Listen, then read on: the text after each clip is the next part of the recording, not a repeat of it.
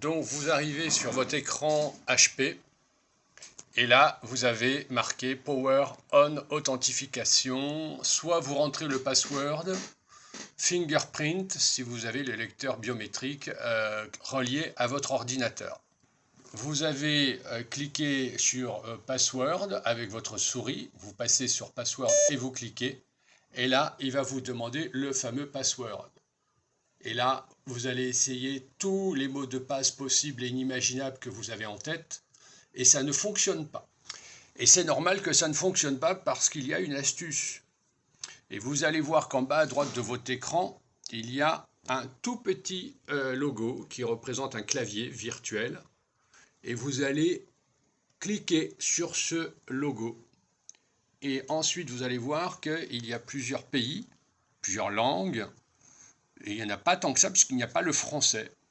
Alors, s'il n'y a pas le français, vous allez appuyer sur International. Là, vous allez arriver sur un clavier QWERTY. Voilà. Vous arrivez sur un clavier QWERTY.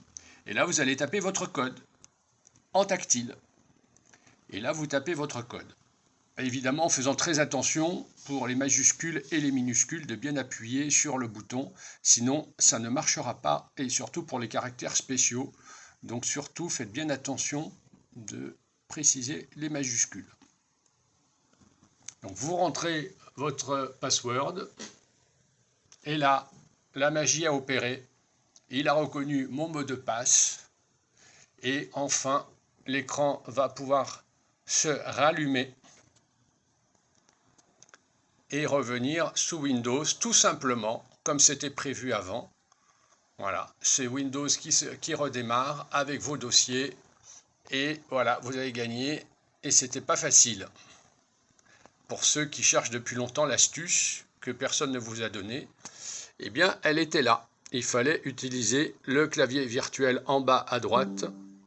Ce que je vous recommande, c'est de désactiver effectivement ce Manager Security HP que vous avez installé sur votre ordinateur si vous ne voulez pas vous retrouver une nouvelle fois dans cette situation d'un écran bloqué et que vous avez l'impression d'avoir perdu toutes vos données et toutes vos informations et que vous ne pourrez plus utiliser votre ordinateur HP.